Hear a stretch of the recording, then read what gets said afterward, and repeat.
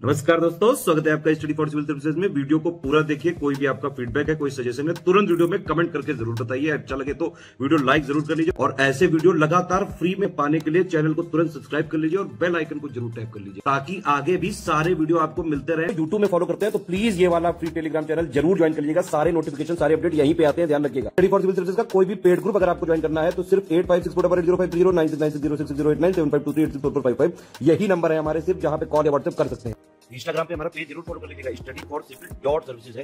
Twitter पे हमको जरूर फॉलो कर लीजिएगा, @study for civils है। सारे क्वेश्चन अटेम्प्ट करिए और स्कोर अपना तुरंत कमेंट करके बताइए। Good morning friends, my name is Chandravardhan and I welcome you all to study for civil services. नमस्कार, जय हिंद, वंदे मातरम। यूपी पीसीएस जीएस के तहत प्रीवियस ईयर क्वेश्चन हम लोग डिस्कशन कर रहे थे इंडियन पॉलिटी का। तो आइए देर न करते हुए शुरू करते हैं आज का अपना वीडियो और देखते हैं पहला क्वेश्चन क्या है। भारत में नागरिकता की निम्नलिखित विशेषताओं में से कौन सा सही है? मतलब इंडियन सिटीजनशिप का जो कैरेक्टरिस्टिक है उसके बारे में हमें सही ऑप्शन चुनना है। पहला है ड्यूअल सिटीजनशिप, दूसरा है single citizenship of the state. यहां पर यह ध्यान में रखना है, dual citizenship of state and nation दिया हुआ है, यानी कि राज्य तथा राष्ट्र की दोहरी नागरिकता, जबकि यहां पर केवल स्टेट दिया हुआ है, यानी कि केवल राज्य की एकल नागरिकता। ओके। और तीसरा जो ऑप्शन है वो है संपूर्ण भारत की एकल नागरिकता, यानी कि single citizenship of entire India. और चौथा है भारत की और अन्य देश की दोहरी नागरिकता, यानी कि dual citizenship of India and other countries. तो यहां पर आप स्पष्ट रूप से देख सकते हैं कि संपूर्ण भारत के लिए सिर्फ एक ही प्रकार की नागरिकता मिलती है, इसलिए सी ऑप्शन हमारा सही होगा, संपूर्ण भारत के लिए एकल नागरिकता। चलिए नेक्स्ट क्वेश्चन की तरफ चलते हैं। नेक्स्ट क्वेश्चन है हमारा, भारत का एक नागरिक अपनी नागरिकता कब खो देगा? ये क्वेश्चन है। A citizen of India will lose his और हर सिटीजनशिप इफ ही और हर। भारतीय नागरिकता का परित्याग करता है, यानी कि अबंडन करता है अपना इंडियन सिटीजनशिप। दूसरा ऑप्शन है कि स्वेच्छा से अन्य देश की नागरिकता प्राप्त करता है, वॉलंटरी जो है किसी दूसरे देश की सिटीजनशिप लेता है। किसी अन्य देश की नागरिक से विवाह करता है तो marriage a citizen of another country. और चौथा है क्रिटिसाइज द गवर्नमेंट। तो गवर्नमेंट को क्रिटिसाइज करने पर तो नागरिकता जाएगी नहीं। दूसरे देश की नागरिक से शादी कर लेता है तब भी जो है उसकी नागरिकता नहीं जाएगी। हाँ, ये दोनों कंडीशन हो सकता है कि भारतीय नागरिकता का परित्याग कर देता है या दूसरे देश की नागरिकता जो है वॉलंटरी ग्रहण कर लेता है। ठीक है, तो आंसर क्या हो जाएगा? केवल 1 और 2 हो जाएगा, ओनली 1 and 2। ओके, चलिए नेक्स्ट देख लेते हैं। नेक्स्ट क्वेश्चन क्या है हमारा? बहुत ही आसान क्वेश्चन है, आप लोग जरूर सब क्वेश्चन का आंसर दे पाएंगे। भारतीय नागरिकता संशोधन अधिनियम 2015 के अंतर्गत निम्नलिखित में से कौन भारतीय कार्ड धारक प्रवासी नागरिक के रूप में पंजीकृत होने के लिए योग्य नहीं है, यानी कि अर्ह नहीं है? Which of the following Indian card holders is not eligible to be registered as a migrant citizen under the citizenship amendment act 2015? बहुत ही ज्यादा जरूरी एक्ट है, इसका सारा प्रावधान आप लोग जरूर पढ़िएगा। ठीक है। A minor child whose parents are Indian citizen, एक अवयस्क बच्चा जिसके अभिभावक भारतीय नागरिक है। पहला ऑप्शन ये है। दूसरा ऑप्शन है भारतीय नागरिक की विदेशी मूल की पत्नी, wife of foreign origin of Indian citizen. Next है Indians who migrated to Pakistan after partition, जो भारतीय विभाजन के उपरांत पाकिस्तान प्रवासी हो गए। तो आंसर आपको यहीं पर दिख जा रहा है कि वे भारतीय जो विभाजन के उपरांत पाकिस्तान प्रवासी हो गए तो वो पाकिस्तानी हो गए, तो उनको जो है यह भारतीय कार्ड धारक नहीं माना जाएगा और उनको प्रवासी नागरिक के रूप में पंजीकृत नहीं किया जाएगा। ठीक है, तो आंसर क्या हो जाएगा? सी हो जाएगा, चौथा ऑप्शन। आप देख लीजिएगा, ग्रेट ग्रैंडसन और great grandson of a person who is citizen of another country but whose parents or grandparents were Indian citizens at, जब संविधान लागू हो रहा था उस समय। ठीक है, तो ये चौथा ऑप्शन कोई रिलेवेंट नहीं है। तीसरा ऑप्शन जो है हमारा वो यहाँ पर हो जाएगा। चलिए आगे देख लेते हैं। नेक्स्ट क्या है? निम्नलिखित में से कौन नागरिकता के अर्जन हेतु शर्तों को नियत करने के लिए सक्षम है? मतलब कि विच of the following is capable of setting the conditions for the acquisition of Indian citizenship, मतलब कि भारतीय नागरिकता यदि ग्रहण करना है तो उसके लिए नियम और शर्त कौन बनाएगा? ठीक है, पहला है आपका चुनाव आयोग, इलेक्शन कमीशन। दूसरा है राष्ट्रपति, प्रेसिडेंट। तीसरा है संसद एवं राज्यों की विधानसभाएं सम्मिलित रूप से। और चौथा है आपका संसद। तो यहाँ पर क्या हो जाएगा? पार्लियामेंट हो जाएगा। क्यों राज्य की विधानसभा को क्यों इंक्लूड करेंगे जब सिटीजनशिप जो है वो स्टेट सब्जेक्ट है ही नहीं, वो कंकरेंट सब्जेक्ट भी नहीं है, वो क्या सब्जेक्ट है? वो यूनियन का सब्जेक्ट है। ठीक है, तो इसमें पार्लियामेंट हो जाएगा। ओके, देश की संसद यह नियम और शर्त बनाएगी। चलिए आगे देख लेते हैं। नेक्स्ट क्या है क्वेश्चन? नेक्स्ट क्वेश्चन है हमारा कि निम्नलिखित में से कौन सा एक सही है? इनमें से कौन सा सही है वो चुनना है। पहला ऑप्शन ये है, the inclusion of fundamental rights in the Indian constitution was supported by Nehru report 1928, मतलब भारतीय संविधान में मूल अधिकारों को शामिल करने के लिए नेहरू रिपोर्ट ने समर्थन किया था। दूसरा है, the government of India act 1935 upheld the fundamental rights, मतलब कि भारत सरकार अधिनियम 1935 ने मूल अधिकारों को प्रश्रय दिया था। तीसरा है, August proposal 1940 incorporated the original rights, मतलब अगस्त प्रस्ताव 1940 ने मूल अधिकार शामिल किए थे। ऐसा है नहीं। The Cripps mission 1942 granted fundamental rights. ये तीनों में से कोई नहीं होगा, तीनों में से कोई नहीं होगा। पहला ऑप्शन जो है वही मुझे सही लग रहा है और यही सही भी होगा कि भारतीय संविधान में मूल अधिकारों को शामिल करने के लिए नेहरू रिपोर्ट 1928 ने समर्थन किया था। और यहाँ पर नेहरू रिपोर्ट का मतलब किससे है? मोतीलाल नेहरू से है, ये आपको याद रखना होगा, मोतीलाल नेहरू से है। ओके, नेहरू रिपोर्ट जो है वो आपका साइमन कमीशन के बाद आया था। साइमन कमीशन जब भारत आया उसके बाद फिर नेहरू रिपोर्ट बनाया गया था, ठीक है, क्योंकि एक चैलेंज दिया गया था भारतीयों को कि आप अपना संविधान का प्रारूप जो है वो बना करके बताओ, और उसी संविधान के प्रारूप बनाने के क्रम में नेहरू रिपोर्ट जो है वो बनाया गया था मोतीलाल नेहरू के द्वारा, ठीक है। मोतीलाल नेहरू उसके अध्यक्ष थे, इसलिए इसको नेहरू रिपोर्ट भी कहा जाता है 1928 का, ठीक है। चलिए आगे देख लेते हैं। नेक्स्ट क्वेश्चन हमारा क्या है, भारत में मौलिक अधिकारों के संबंध में निम्नलिखित वक्तव्यों पर विचार कीजिए। Consider the following statements regarding the fundamental rights in India. अब जितने भी क्वेश्चन है, आगे कुछ क्वेश्चन जो है वो फंडामेंटल राइट से रिलेटेड है, बहुत ही ज्यादा इंपॉर्टेंट टॉपिक्स है, तो निश्चित तौर पर आप इसका रिवीजन एकदम ध्यान से कीजिएगा, ठीक है। There is a guarantee against state act, मतलब कि यह राज्य के कृत्य के विरुद्ध एक गारंटी है। these are listed in part 3 of the constitution, मतलब ये संविधान के भाग 3 में सूचीबद्ध है। नेक्स्ट है कि ensure social economic and political justice, ये आर्थिक सामाजिक तथा राजनीतिक न्याय सुनिश्चित करते हैं। और चौथा है यह संयुक्त राज्य के अमेरिका की अधिकारों की बिल की भांति नहीं है। तो हम लोग जानते हैं कि यूनाइटेड स्टेट से ही लिया गया है मौलिक अधिकार, तो ये भांति तो होगा ही होगा, ठीक है। तो ये जो ऑप्शन है आपका गलत हो गया। उसके बाद ensure social and economic and political justice, तो ये जो है आपका डीपीएसपी जो हमारे संविधान में है वो आपका सोशल इकोनॉमिक और पॉलिटिकल जस्टिस को देते हैं, मौलिक अधिकार नहीं देता है, ठीक है। अब पार्ट 3 ऑफ द कॉन्स्टिट्यूशन में है, ये तो एकदम करेक्ट है। और यह जो है राज्य के कृत्य के विरुद्ध एक गारंटी है, तो यह भी एक सही है, मतलब कि 1 और 2 जो होगा वो सही हो जाएगा, 3 और 4 जो होगा वो गलत हो जाएगा, ठीक है। तो सही उत्तर चुनना है, इसलिए 1 और 2 जो होगा वो सही हो जाएगा। चलिए आगे देख लेते हैं। नेक्स्ट क्वेश्चन क्या है हमारा, भारतीय संविधान के निम्नलिखित अनुच्छेदों में से कौन संविधान सत्ता पर पूर्ण नियंत्रण लगाता है। Which one of the following legislations of the Indian Constitution imposes full control over power, ठीक है। तो पावर के जो विधायन सत्ता है उस पर नियंत्रण कौन लगाता है, यहाँ पर आर्टिकल 14 है, 15 है, 16 है और 17 है। 17 तो आपका अस्पृश्यता से रिलेटेड है, यानी कि छुआछूत से रिलेटेड है। 16 जो है वो अवसर की समानता की बात करता है। आर्टिकल 14 जो होगा वो यहाँ पर सही हो जाएगा कि राज्य जो है वो धर्म, जाति, लिंग इत्यादि के आधार पर, वर्ण इत्यादि के आधार पर मतलब कि भेदभाव नहीं कर सकता है, ये आर्टिकल 14 में, तो यह नियंत्रण जरूर लगाता है, ठीक है। तो अनुच्छेद 14 जो हो जाएगा वो आंसर हो जाएगा। चलिए आगे देख लेते हैं। नेक्स्ट क्या है, समानता का अधिकार संविधान में निम्नलिखित अनुच्छेदों में से किसके अंतर्गत दिया हुआ है। तो समानता का अधिकार आप जानते हैं 14 से 18 के बीच में है, तो यहाँ पर देख लेते हैं। The right to equality is given under which of the following articles of the constitution. तो यहाँ पर आर्टिकल 13 तो होगा नहीं, 14 से 18 के बीच में है, तो आर्टिकल 14, 15 और 16 जो होगा वो सही हो जाएगा। तो 2, 3 एंड 4 जो है वो राइट आंसर हो जाएगा। ये तो आसान क्वेश्चन था, आप लोग सब लोग बता सकते थे। चलिए आगे देख लेते हैं। नेक्स्ट क्वेश्चन क्या है हमारा, सामाजिक, आर्थिक एवं राजनीतिक क्षेत्रों में से समान आधार निर्मित करने के उद्देश्य से राज्य असमान लोगों के लिए भिन्न व्यवहार कर सकता है, ये आपका एजर्सन है। और रीजन क्या है कि समान लोगों में विधि समान होगी और समान रूप से प्रसारित की जाएगी। अब इसको थोड़ा अंग्रेजी में भी पढ़ देता हूं। With the objective of creating an equal base from the social, economic and political spheres, the state can behave differently for unequal people, ठीक है। रीजन क्या दिया हुआ है, the method will be the same in equal people and will be distributed equally. तो इसमें बताना है आपको कि कथन सही है, रीजन जो है वो गलत है, इस तरीके से आपको बताना है। ऑप्शन 4 दिए हुए हैं, आप जानते हैं कि 4 ऑप्शन क्या क्या होते हैं इसमें। तो पहला है सामाजिक, आर्थिक एवं राजनीतिक क्षेत्रों में से समान आधार निर्मित करने के उद्देश्य से राज्य असमान लोगों के लिए भिन्न व्यवहार कर सकता है। ये आपका सही है, क्योंकि अनुच्छेद 14 के बाहर जो है आपका रिजर्वेशन जो दिया हुआ है वो इसी कथन के हिसाब से दिया हुआ है, ठीक है। रिजर्वेशन इसीलिए दिया हुआ है क्योंकि समान लोगों में भी जो असमान है, जो कि आर्थिक रूप से पिछड़े हुए हैं या फिर जातिगत रूप से जिन पर शोषण हुआ है, उनको रिजर्वेशन दिया जाता है, ठीक है। तो इसी कथन के आधार पर दिया जाता है। दूसरा क्या है, समान लोगों में विधि समान होगी और समान रूप से प्रसारित की जाएगी, ये भी सही है आपका, ठीक है। तो असर्शन और रीजन दोनों सही है, लेकिन जो आपका स्पष्टीकरण है वो भी सही लगता है, ठीक है। तो ए और आर दोनों सही है, और ए जो है वो सही स्पष्टीकरण है आर का, आर जो है वो सही स्पष्टीकरण है ए का, ठीक है। चलिए आगे देख लेते हैं। नेक्स्ट क्वेश्चन क्या है, नेक्स्ट क्वेश्चन है आपका, भारतीय संविधान में संविधान स्वतंत्रता का अधिकार 4 अनुच्छेदों के द्वारा प्रदान किया गया है, कौन कौन सा है, ठीक है। तो अनुच्छेद 19 से शुरू होता है, ये आपको पता है। तो 19, 20, 21 और 22, यानी कि अनुच्छेद 19 से लेकर 22 तक जो है आपका स्वतंत्रता का अधिकार है, राइट टू लिबर्टी है। राइट टू फ्रीडम या राइट टू लिबर्टी इसको कह सकते हैं। Right to freedom in the Indian constitution is conferred by 4 articles, कौन कौन सा है, तो 19 से 22, 16 से 19, 17 से 20 और 18 से 21, ये आपका दिया हुआ है। 19 से 22 जो होगा वो सही आंसर हो जाएगा। चलिए आगे देख लेते हैं। नेक्स्ट क्वेश्चन हमारा क्या है, नेक्स्ट क्वेश्चन है हमारा कि निम्नलिखित में से किसने भारतीय न्यायालय को समान कार्य के लिए समान वेतन का मौलिक अधिकार निगमन करने हेतु सक्षम किया है।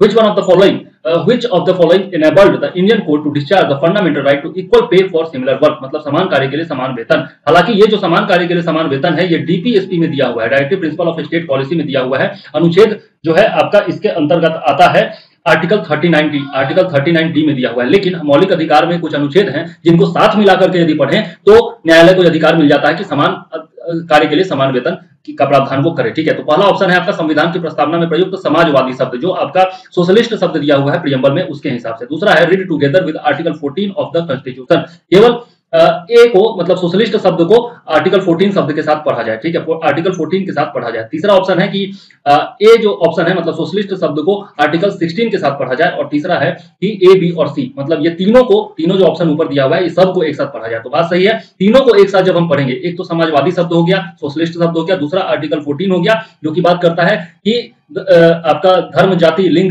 वर्ण इत्यादि के आधार पर किसी से भेदभाव नहीं किया जाएगा। और 16 में आपके अवसर की समानता की बात की गई है। ठीक है, तो इन तीनों को मिलाकर के साथ में पढ़ेंगे तो समान कार्य के लिए समान वेतन का अधिकार मिल जाता है न्यायालय को। तो इसलिए ए, बी और सी तीनों को साथ में मिलाकर के पढ़ना होगा। ये ऑप्शन आपका जो है वो सही हो जाएगा। ठीक है, नेक्स्ट क्वेश्चन है हमारा कि भारतीय संविधान में जैसा निहित है, निम्नलिखित में से कौन सा समानता के मौलिक अधिकार में शामिल नहीं है। मतलब कि जो आपका राइट टू इक्वालिटी है, फंडामेंटल राइट टू इक्वालिटी, उसमें इन ऑप्शंस में से कौन नहीं है। तो बिफोर द लॉ मतलब कि कानून के समक्ष समानता, सोशल इक्वालिटी यानी कि सामाजिक समानता, इक्वालिटी ऑफ अपॉर्चुनिटी यानी कि अवसर की समानता, और इकोनॉमिक इक्वालिटी यानी कि आर्थिक समानता। तो आप जानते हैं कानून के समक्ष समानता तो है ही, आर्टिकल 14 में दिया हुआ है, सामाजिक समानता भी उसी में दिया हुआ है, अवसर की समानता भी आपका आर्टिकल 16 में दिया हुआ है।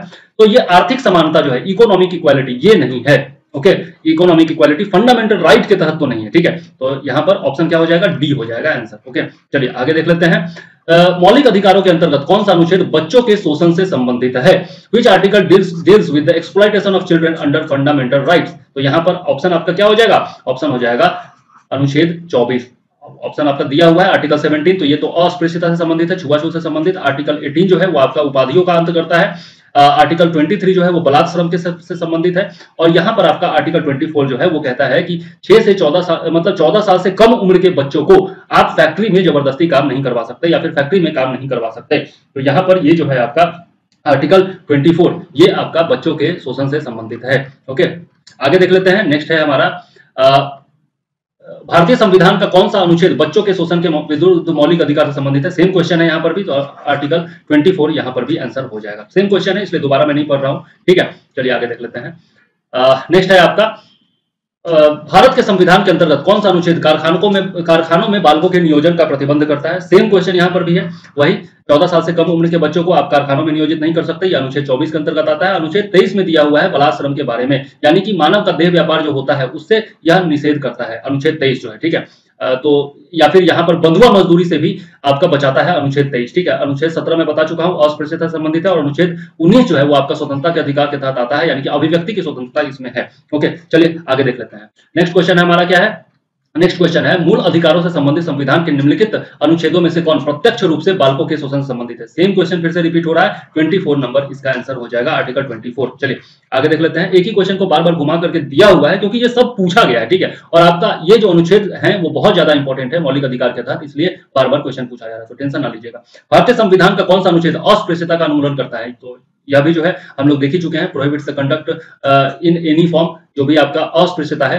एबॉलिश करता है, उसको कौन सा अनुच्छेद। तो यहाँ पर पहले भी मैं बता चुका हूँ, अनुच्छेद 17 जो है वो अस्पृश्यता के उन्मूलन से संबंधित है, यानी कि छुआछूत को प्रतिबंधित करता है। अनुच्छेद 16 में अवसर की समानता दी गई है, जो आपका सरकारी नौकरी है उसमें। अनुच्छेद 18 उपाधियों का अंत करता है। ठीक है, तो यहाँ पर अनुच्छेद 17 आंसर हो जाएगा, आर्टिकल 17। आगे देख लेते हैं। नेक्स्ट क्वेश्चन हमारा क्या है, नेक्स्ट क्वेश्चन है भारत में अस्पृश्यता का निवारण निम्नलिखित में से किन उपायों के द्वारा किया जा सकता है। Untouchability in India can be prevented by which of the following measures. मतलब कानून के द्वारा, by law, by advancement of education, शिक्षा की उन्नति के द्वारा, बाय पब्लिक अवेयरनेस मतलब जन जागृति के द्वारा, और बाय एंटरिंग जॉब्स मतलब कि नौकरियों में प्रवेश दिलाकर। तो पहला तो हो सकता है कानून बना करके किया जा सकता है, शिक्षा की उन्नति के द्वारा किया जा सकता है, जन जागरण के द्वारा भी किया जा सकता है, नौकरियों में प्रवेश दिलाने का छुआछूत से कोई संबंध नहीं है। ठीक है, तो तीसरा नहीं होगा, पहला, दूसरा और तीसरा ये तीनों सही है, तो आंसर क्या हो जाएगा, ए। ठीक है, 1, 2 और 3। आगे देख लेते हैं। नेक्स्ट क्वेश्चन क्या है, नेक्स्ट है आपका मद्रास राज्य बनाम दोराय राजन मामला जो है 1951 का। उस मुकदमा में भारतीय सर्वोच्च न्यायालय के निर्णय के परिणाम स्वरूप निम्नलिखित में से किस मौलिक अधिकार को संशोधित किया गया था। Which of the following fundamental rights was modified as a result of the decision of Supreme Court of India in the Madras State versus Dorai Rajan 1951 suit?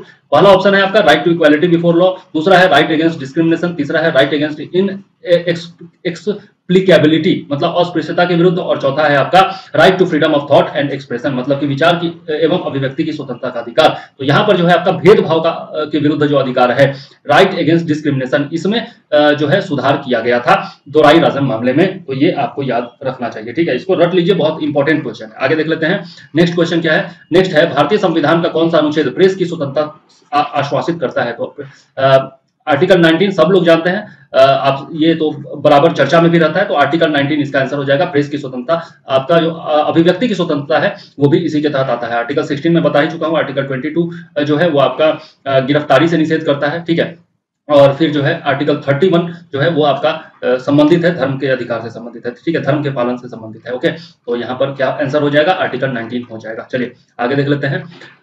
Next है हमारा क्वेश्चन, भारतीय संविधान का कौन सा अनुच्छेद व्यक्ति के विदेश यात्रा के अधिकार को संरक्षण प्रदान करता है। विदेश यात्रा का अधिकार, ठीक है, तो आर्टिकल 14 जानते हैं आप, समानता के अधिकार से संबंधित है। 19 जो है वो आपका अभिव्यक्ति एवं विचार की स्वतंत्रता से संबंधित है, ठीक है। 21 जो है आपका वो व्यक्तिगत एवं दैहिक स्वतंत्रता सुनिश्चित करता है, मतलब कि पर्सनल लिबर्टी जो है उसको सुनिश्चित करता है। तो यहाँ पर आपका आर्टिकल 21 जो है, आर्टिकल 21 ये आपका सुनिश्चित करता है विदेश अधिकार, विदेश यात्रा का अधिकार जो है उसको भी आर्टिकल 21 ही सुनिश्चित करता है, ये आपको याद रखना चाहिए। चलिए आगे देख लेते हैं। निम्नलिखित अधिकारों में से कौन सा अधिकार अनुच्छेद 19(1)(d) को अनुच्छेद 21 से मिलाकर पढ़ने पर प्राप्त होता है। Which of the following rights is obtained by mixing article 19(1)(d) with article 21। ठीक है, तो आर्टिकल 19(1)(d) और 21 को साथ मिलाकर के पढ़ने पर क्या क्या अधिकार प्राप्त होता है। तो विदेश यात्रा का अधिकार यानी कि अब्रोड ट्रैवल करने का अधिकार, शरण पाने का अधिकार यानी कि राइट टू एसाइलम, तीसरा है राइट टू प्राइवेसी यानी कि एकांतता का अधिकार, और चौथा है सूचना प्राप्त करने का अधिकार, राइट टू रिसीव इन्फॉर्मेशन। तो यहाँ पर क्या हो जाएगा, एकांतता प्राप्त करने का अधिकार, राइट टू प्राइवेसी जो है वह 19(1)(d) और 21 को मिलाकर के मिलता है, ठीक है, साथ में दोनों को मिला देंगे तो एकांतता का अधिकार मिलेगा यानी कि राइट टू प्राइवेसी यानी कि निजता का अधिकार मिलेगा, ठीक है। और निजता के अधिकार पर हाल ही में सुप्रीम कोर्ट का फैसला आया था 2-3 साल पहले।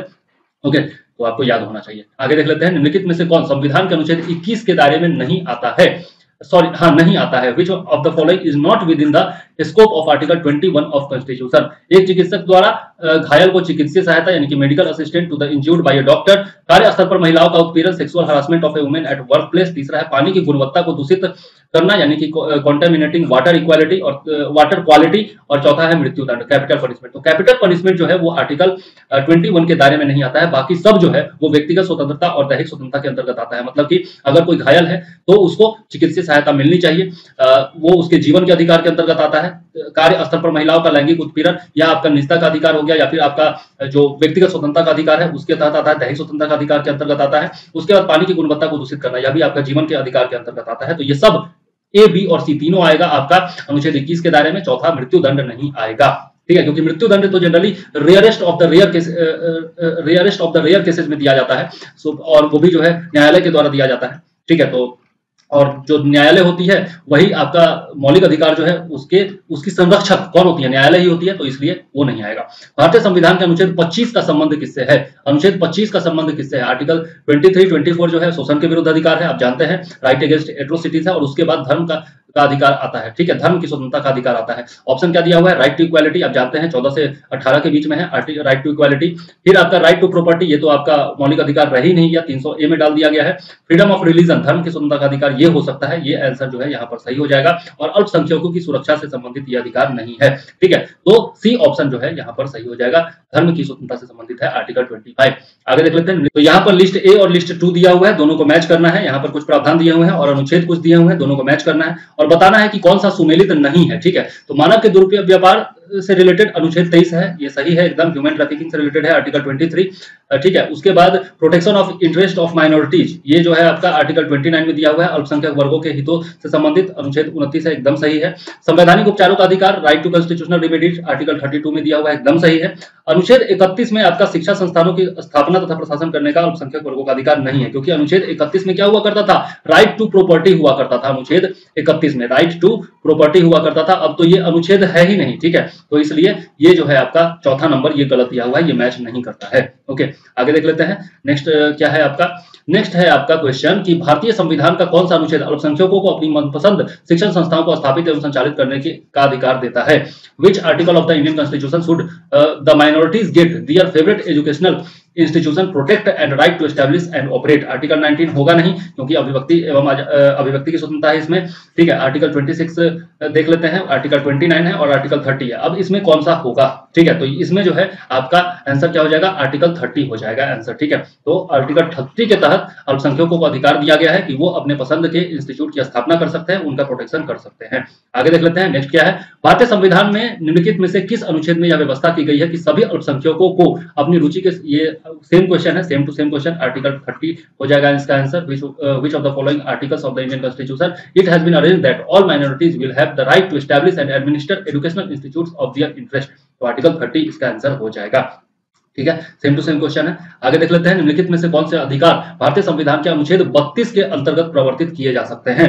मतलब which of the following rights can be enforced under article 32 of Indian constitution? Article 32 क्या है, राइट टू कॉन्स्टिट्यूशनल रेमेडीज है, ठीक है। तो संवैधानिक अधिकार, मौलिक अधिकार, संवैधिक अधिकार और उपयुक्त सभी, तो इसमें क्या हो जाएगा, मौलिक अधिकार के लिए है ना, वो जो रिट जारी करती है सुप्रीम कोर्ट आर्टिकल 32 के तहत संवैधानिक उपचारों के अधिकार के तहत, वो फंडामेंटल राइट्स के लिए है, तो यहाँ पर आंसर क्या हो जाएगा, फंडामेंटल राइट्स हो जाएगा, ठीक है। आगे देख लेते हैं, नेक्स्ट है मौलिक अधिकारों की संरक्षक है। तो उस समय से मैं लगातार बताता आ रहा हूँ, जुडिशरी जो है, हमारी न्यायपालिका जो है, सुप्रीम कोर्ट जो है, वो मौलिक अधिकारों की संरक्षक है। और मौलिक अधिकारों की या फिर संविधान की व्याख्या भी कौन करता है, सुप्रीम कोर्ट ही करता है। तो एग्जीक्यूटिव नहीं होगा, पार्लियामेंट नहीं होगा और नन ऑफ द अबव तो होगा नहीं, तो 1 2 ये आपका BCD नहीं होगा, आंसर क्या हो जाएगा, ए हो जाएगा, जुडिशरी, ठीक है, स्पेशली सुप्रीम कोर्ट। आगे देख लेते हैं, नेक्स्ट क्या है, संविधान के अंतर्गत मूल अधिकारों के संरक्षक कौन है? तो ये भी जो हो जाएगा आपका सेम क्वेश्चन है, सर्वोच्च न्यायालय यानी कि सुप्रीम कोर्ट हो जाएगा। आगे देख लेते हैं, नेक्स्ट क्वेश्चन क्या है, भारतीय संविधान के अंतर्गत निम्नलिखित में से किसको मूल अधिकारों का संरक्षक समझा जाता है? सेम टू सेम क्वेश्चन, न्यायपालिका, आंसर हो जाएगा। अलग अलग रूपों में क्वेश्चन को घुमा फिरा करके दिया जाता है ताकि आपका रिवीजन हो सके और किसी भी तरीके से का क्वेश्चन आए तो आप आसानी से बना सके। निम्नलिखित में से किस एक अधिकार को डॉक्टर भीमराव अम्बेडकर ने संविधान की आत्मा कहा था? Which one of the following rights was called the soul of doctor Bhimrao Ambedkar constitution? तो यहाँ पर मैंने पिछले वीडियो में भी बताया था कि संवैधानिक उपचारों का जो अधिकार है, राइट टू कॉन्स्टिट्यूशनल रेमेडीज, इसको बाबा साहेब भीमराव अम्बेडकर ने संविधान की आत्मा बताया था, ठीक है। Right to freedom of religion तो होगा ही नहीं, प्रॉपर्टी राइट तो रही नहीं गया मौलिक अधिकार, राइट टू इक्वालिटी भी नहीं होगा, क्या होगा, डी ऑप्शन हो जाएगा, right to constitutional remedy, okay. आगे देख लेते हैं, नेक्स्ट क्वेश्चन क्या है, नेक्स्ट है दो कथन, एक कथन और एक रीजन दिया हुआ है, दोनों के बारे में आपको बताना है। संविधान के अनुच्छेद 32 को डॉक्टर अम्बेडकर ने इसकी आत्मा कहा था। Article 32 of the Indian constitution was called the soul by doctor Ambedkar, ये सही, एकदम सही है, पिछले क्वेश्चन में भी हम लोगों ने पढ़ा। अनुच्छेद 32 मौलिक अधिकारों के अतिक्रमण के विरुद्ध प्रभावी उपचारों का प्रावधान करता है, ये भी सही है। Article 32 provides effective remedies against the violation of fundamental rights, और यही कारण है कि बाबा साहब भीमराव अम्बेडकर ने इसको सोल ऑफ इंडियन कॉन्स्टिट्यूशन कहा था। तो ए भी सही है, आर भी सही है, और आर जो है वो ए की सही व्याख्या करता है, तो यही आंसर हो जाएगा ऑप्शन ए। आगे देख लेते हैं, नेक्स्ट क्वेश्चन क्या है, व्यक्तिगत स्वतंत्रता के लिए उच्च न्यायालय निम्नलिखित में से किस रिट को जारी कर सकता है? तो व्यक्तिगत स्वतंत्रता की बात यहाँ पर हो रही है, high court can issue which one of the following writ for the personal freedom?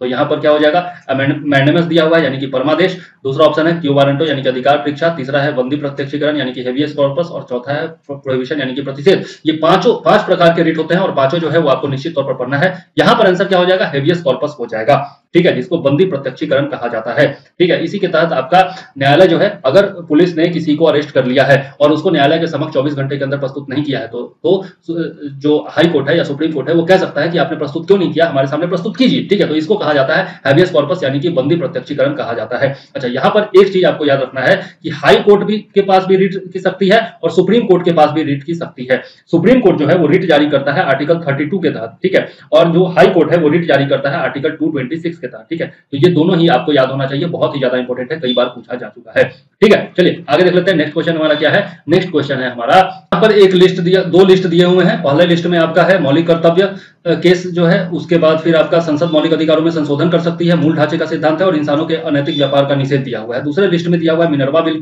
Case, दूसरा है आपका संविधान का अनुच्छेद 23, उसके बाद संविधान का 42वां संशोधन और केशवानंद भारती केस दिया हुआ है, ठीक है। तो यहाँ पर आप देख सकते हैं कि मौलिक कर्तव्य जो है, ए जो है वो आपका रिलेटेड किससे है, 42वां संविधान संशोधन से रिलेटेड है। तो पहला का क्या हो जाएगा, 3 हो जाएगा, है ना, और पहला का 3 किसमें दिया हुआ है, ऑप्शन नंबर ए में दिया हुआ है, ठीक है। फिर हम देखते हैं संसद मौलिक अधिकारों में संशोधन कर सकती है, ये आपका केशवानंद भारती मामला में दिया हुआ था। इसके अलावा मूल ढांचे का सिद्धांत जो है वो मिनर्वा मिल केस से रिलेटेड है, और इंसानों के अनैतिक व्यापार का निषेध जो है वो आपका संविधान के अनुच्छेद 23 में दिया हुआ है। तो पहला ऑप्शन जो है यहाँ पर मैच करता है 3, 4, 1, 2, ठीक है। चलिए ये आंसर हो जाएगा। आगे देख लेते हैं, निम्नलिखित में से किस वाद में भारतीय संविधान के मूल संरचना सिद्धांत की रूपरेखा प्रतिपादित की थी?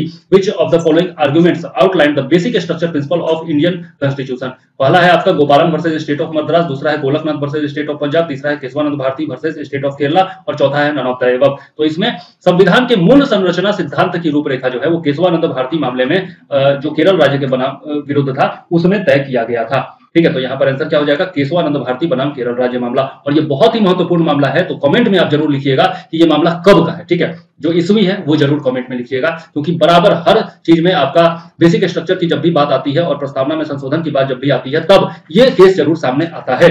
ठीक है, तो कब हुआ था ये जरूर लिखिएगा। नेक्स्ट क्वेश्चन देख लेते हैं, संविधान संपत्ति के मौलिक अधिकार को कब समाप्त किया गया था?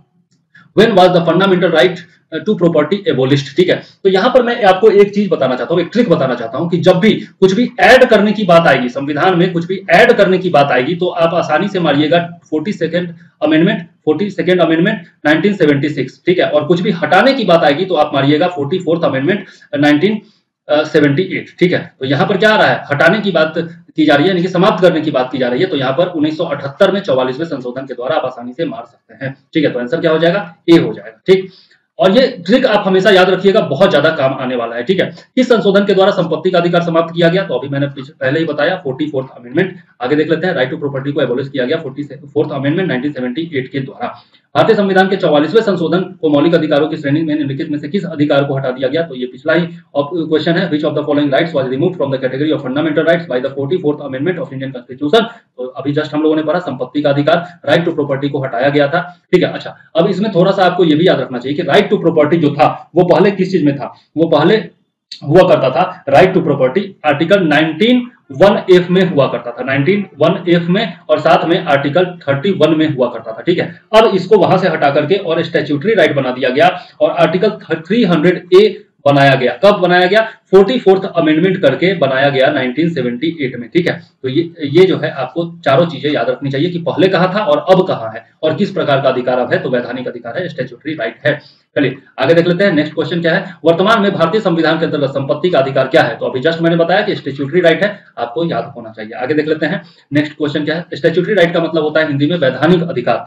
जिस संविधान संशोधन के तहत नागरिकों के संपत्ति के अधिकार का मूल अधिकारों की सूची से निष्कासन किया गया, तो जस्ट अभी मैंने बताया 44th अमेंडमेंट, उस समय से लगातार पढ़ते ही आ रहे हैं। चलिए, तो ये अलग अलग तरीके से पूछा जाता है क्वेश्चन, एक ही चीज को घुमा फिरा करके। निम्नलिखित में से कौन सा मौलिक अधिकार नहीं है? Which of the following is not a fundamental right? Right to equality तो है ही, राइट अगेंस्ट एक्सप्लॉयटेशन ये भी है 23-24, राइट टू प्रॉपर्टी नहीं है, राइट टू प्रॉपर्टी नहीं है, तो आंसर यही हो जाएगा। राइट टू रिलीजियस फ्रीडम तो है ही। ठीक है, तो राइट टू प्रॉपर्टी जो है वो मौलिक नहीं है, ये आपको याद होना चाहिए। चलिए आगे देख लेते हैं, उस समय से पढ़ते भी आ रहे हैं। आगे देख लेते हैं, निम्नलिखित में से कौन सा भारत के संविधान द्वारा प्रदत्त 6 मूल अधिकारों में से नहीं है? टोटल पहले 7 हुआ करता था, अब 6 हो गया है। 6 फंडामेंटल राइट में कौन सा नहीं है? तो यहाँ पर हम लोग जानते हैं कि राइट टू इक्वालिटी तो है ही, राइट टू प्रोटेस्ट जो है ये नहीं है, विरोध का अधिकार नहीं है। ठीक है, राइट अगेंस्ट एक्सप्लॉयटेशन भी है 23-24 में, right to freedom of religion भी है। ठीक है, राइट टू प्रोटेस्ट जो है ये नहीं है, विरोध का आपको मौलिक अधिकार नहीं दिया जा सकता है। ठीक है, विरोध आप कर सकते हैं लेकिन विरोध जो है शांतिपूर्ण होना चाहिए, इसलिए मौलिक अधिकार नहीं दिया गया। ठीक है, आगे देख लेते हैं, नेक्स्ट क्या है? भारतीय संविधान में समानता का अधिकार 5 अनुच्छेदों के द्वारा स्वीकृत है, वो कौन कौन है? पहले भी बता चुका हूं, राइट टू इक्वालिटी कहां से कहां तक है? 14 से 18 तक है, आर्टिकल 14 to 18 है। ठीक है, तो ये आपको याद रखना चाहिए। आगे देख लेते हैं, 14 to 18 है। चलिए आगे देख लेते हैं, नेक्स्ट क्वेश्चन क्या है हमारा? निम्नलिखित में से किन्हें सर्वोच्च न्यायालय ने मौलिक अधिकार के रूप में मान्यता दी है? Which of the following has recognised by the supreme court as fundamental right? Right to housing, right to travel abroad, right to equal pay for equal work, मतलब आवास का अधिकार, विदेश यात्रा का अधिकार और समान कार्य के लिए समान वेतन का अधिकार। ठीक है, तो आवास का अधिकार तो है ही, विदेश यात्रा का भी अधिकार है, समान कार्य के लिए समान वेतन जो है वो नहीं है, ये आपका डीपीएसपी में दिया हुआ है। ठीक है, डीपीएसपी में दिया हुआ है और डीपीएसपी जो है वो प्रवर्तनीय नहीं होता है न्यायालय में। ठीक है, तो आपका 1 और 2 जो होगा वो आंसर सही हो जाएगा इसमें। आगे देख लेते हैं, निम्नलिखित में से भारत के संविधान का कौन सा अनुच्छेद कानून के समक्ष समानता से संबंधित है? कानून के समक्ष समानता से संबंधित कौन सा है? ये तो उस समय से लगातार हम लोग पढ़ते आ रहे हैं। आर्टिकल 14 जो है वो कानून के समक्ष समानता से संबंधित है। आर्टिकल 16 जो है वो अवसर की समानता से संबंधित है। आर्टिकल 13 जो है वो अलग है, आर्टिकल 15 भी अलग है। आर्टिकल 14 जो होगा वो आंसर हो जाएगा। आगे देख लेते हैं, तो यहाँ पर क्वेश्चन है कि निम्नलिखित अधिकारों में से कौन सा अधिकार भारत के सभी व्यक्तियों को उपलब्ध नहीं है। मतलब कि सभी व्यक्तियों में यहाँ पर फॉरेन नागरिक भी आ जाएंगे और इंडियन जो सिटीजन है वो भी आ जाएंगे। ठीक है, तो यहाँ पर विधि के समक्ष समानता, भेदभाव के विरुद्ध अधिकार, देश भर में स्वतंत्र भ्रमण की स्वतंत्रता और चुनाव लड़ने का अधिकार। ठीक है, तो भेदभाव तो विदेशी नागरिक कोई है और इंडियन नागरिक है तो भेदभाव तो होगा ही, तो राइट टू अगेंस्ट डिस्क्रिमिनेशन नहीं हो सकता। Freedom to independent travel across the country, पूरे देश भर में घूमने की आजादी दे सकते हैं क्या विदेशी नागरिकों को? नहीं दे सकते हैं। Right to contest election, election भी लड़ने नहीं दिया जा सकता है ना। तो यहाँ पर राइट ये जो हो जाएगा आपका इक्वालिटी बिफोर लॉ, ये सबको प्राप्त होगा, कानून के समक्ष सभी समान होंगे। विदेशी नागरिकों के साथ भी भारत में यदि कुछ कानूनी रूप से गलत होता है, कोई क्राइम होता है, तो उनको भी कानून के समक्ष जाने की स्वतंत्रता है। तो आपका पहला जो है वो सभी को प्राप्त होगा, 2, 3 और 4 जो है वो सबको प्राप्त नहीं होगा। तो आंसर क्या हो जाएगा यहाँ पर? डी हो जाएगा, 2, 3 एंड 4। चलिए अब नेक्स्ट क्वेश्चन देख लेते हैं। नेक्स्ट क्वेश्चन हमारा क्या है? नेक्स्ट क्वेश्चन है कि भारतीय संविधान की प्रस्तावना में प्रयुक्त समाजवाद शब्द जो है, जो सोशलिस्ट शब्द है, उसको निम्नलिखित किस अनुच्छेद या अनुच्छेदों के साथ मिलाकर पढ़ने से सर्वोच्च न्यायालय को समान कार्य के लिए समान वेतन का मौलिक अधिकार परिभाषित करने की शक्ति प्राप्त हुई है? तो ये जो क्वेश्चन है हम लोग पहले भी पढ़ चुके हैं। ठीक है, article 14, article 14 and 15, article 14, 15, 16, article 14 and 16, तो यह हम लोग पहले भी पढ़ चुके हैं। आर्टिकल 14 एंड 16 को समाजवादी शब्द के साथ मिलाकर के पढ़ने से ये समान कार्य के लिए समान वेतन का जो है अधिक ये मिल जाता है सर्वोच्च न्यायालय को। ठीक है, by reading the word socialism used in preamble of the Indian constitution together with which of the following articles or paragraphs the supreme court has been empowered to define the fundamental right to equality pay for equal work. ठीक है, तो article 14 and 16 को समाजवादी शब्द के साथ मिलाकर के पढ़ने से यह अधिकार प्राप्त हो जाता है। चलिए आगे देख लेते हैं। नेक्स्ट क्वेश्चन क्या है? भारतीय संविधान के निम्नलिखित अनुच्छेदों में से कौन सा एक लोक नियोजन के विषय में भारत के सभी नागरिकों को अवसर की समानता की प्रत्याभूति प्रदान करता है? ठीक है, तो आर्टिकल 16 हम लोग पहले भी देखते आए हैं कि अवसर की समानता की बात करता है। तो आर्टिकल 16(1) एंड 16(2) इसका आंसर हो जाएगा। Which one of the following articles of Indian constitution provides a guarantee of equality of opportunity to all citizens of India regarding public employment? तो आर्टिकल 16(1) एंड 16(2) इसका आंसर हो जाएगा। चलिए आगे देख लेते हैं क्या है क्वेश्चन हमारा। 6 वर्ष की आयु से 14 वर्ष की आयु के बीच सभी बच्चों को शिक्षा का अधिकार, right to education to all the children infants between age of 6 to 14 years, यह किसमें शामिल है? प्रिंसिपल ऑफ स्टेट पॉलिसी में शामिल है, टीपीएसपी में फंडामेंटल राइट, स्टैट्यूटरी राइट और नन ऑफ द अबव। तो ये जो है फंडामेंटल राइट्स में शामिल किया गया है। कब किया गया? ये राइट टू एजुकेशन जो है, ये इसके बारे में थोड़ा सा मैं बता दूं डिटेल में कि राइट टू एजुकेशन जो है वो हमारे देश में लागू है, राइट टू एजुकेशन, और इसके तहत जो है आपका अधिकार दिया गया है 6 से 14 साल के बच्चों को शिक्षा का अनिवार्य अधिकार दिया गया है। और ये आया था आपका 86th अमेंडमेंट के द्वारा आया था। ठीक है, कब आया था? ये 86th अमेंडमेंट हुआ था 2002 में हुआ था, और इसके तहत आर्टिकल जो है वो 21A जोड़ा गया था। ठीक है, आर्टिकल 21A जोड़ करके राइट टू एजुकेशन दिया गया था 6 से 14 साल के बच्चों को। ठीक है, तो ये मौलिक अधिकार में आ जाता है। आगे देख लेते हैं, क्योंकि 21 तो आप जानते हैं आर्टिकल 21 मौलिक अधिकार के अंतर्गत है। राज्य 6 से 14 वर्ष के सभी बच्चों को निःशुल्क एवं अनिवार्य शिक्षा प्रदान करेगा। ये आपका पहला स्टेटमेंट है। और दूसरा है, एक प्रजातांत्रिक समाज में शिक्षा का अधिकार मानवाधिकार के रूप में विकास के अधिकार की व्याख्या के लिए अपरिहार्य है। तो ये भी एकदम सही है, यानी कि स्टेटमेंट ए और स्टेटमेंट और रीजन आर दोनों ही सही है। The state will provide free and compulsory education to all the children between age of 6 to 14 in the democratic society. The right to education is indispensable for the interpretation of right to development as a human right. तो A और are दोनों सही है और व्याख्या भी बिल्कुल सही करता है। ठीक है, तो आंसर क्या हो जाएगा? ऑप्शन ए हो जाएगा। चलिए आगे देख लेते हैं। नेक्स्ट क्वेश्चन क्या है? निम्नलिखित में से कौन सा अधिकार राष्ट्रीय आपातकाल तक में भी समाप्त या सीमित नहीं किया सकता? राष्ट्रीय आपातकाल में बहुत सारे अधिकार जो होते हैं मौलिक अधिकार, उनको सीमित कर दिया जाता है, लेकिन कौन से अधिकार है जिनको कि एबॉलिश नहीं किया सकता नेशनल इमरजेंसी के टाइम में भी? तो पहला है right to freedom of residence in any part of the country, मतलब देश के किसी विभाग में निवास तथा बसने की स्वतंत्रता का अधिकार। Personal liberty and right to life, व्यक्तिगत स्वतंत्रता तथा जीवन का अधिकार। Right to freedom of uninterrupted travel across India, मतलब कि भारत के संपूर्ण क्षेत्र में अबाध भ्रमण की स्वतंत्रता। और right to freedom of nature और ऑक्यूपेशन, वृत्ति या उपजीविका की स्वतंत्रता का अधिकार। तो नेशनल इमरजेंसी में जो है आपका व्यक्तिगत स्वतंत्रता तथा जीवन का अधिकार जो है इसको क्षति नहीं पहुंचाई जा सकती है। ठीक है, तो ये जो है आपका कायम रहेगा नेशनल इमरजेंसी में भी। तो आंसर क्या हो जाएगा? बी हो जाएगा। ठीक है, व्यक्तिगत स्वतंत्रता या जीवन का अधिकार जो है उसको नेशनल इमरजेंसी में भी समाप्त नहीं किया जा सकता है। आगे देख लेते हैं। नेक्स्ट क्वेश्चन है, भारतीय संविधान के अनुच्छेद 25 में प्रयुक्त हिंदू शब्द किसे सम्मिलित नहीं करता? Who does not include the word Hindu used in article 25 of the Indian constitution? Buddhist, Jains, Zoroastrians और सिख्स। तो इसमें जो है पारसियों को सम्मिलित नहीं किया जा सकता है हिंदुओं में। ठीक है, आर्टिकल 25 के तहत। ठीक, तो यह आप याद रखिएगा। ओके, आगे देख लेते हैं। नेक्स्ट क्वेश्चन क्या है? नेक्स्ट है आपका कि भारतीय संविधान के किस अनुच्छेद में विधि की सम्यक प्रक्रिया के सिद्धांतों को शामिल किया गया है? Which article of the Indian constitution covers the principle of due process of law? Due process of law किसमें दिया गया है? 11, 16, 21 और 26। तो 11 जो है वो तो मौलिक अधिकार से रिलेटेड है ही नहीं। 16 जो है वो आपका अवसर की समानता संबंधित है। आर्टिकल 21 जो हो जाएगा वो ड्यू प्रोसेस ऑफ लॉ से संबंधित हो जाएगा। 26 में तो आपका धर्म की स्वतंत्रता से संबंधित है। ठीक है, तो आर्टिकल 21 जो हो जाएगा वो आपका यहाँ पर हो जाएगा। थोड़ा सा कॉमन सेंस लगाइएगा तो आप आसानी से बता सकते हैं। बंदी बनाए गए व्यक्ति के मौलिक अधिकारों की रक्षा किस अनुच्छेद से प्रदत्त है?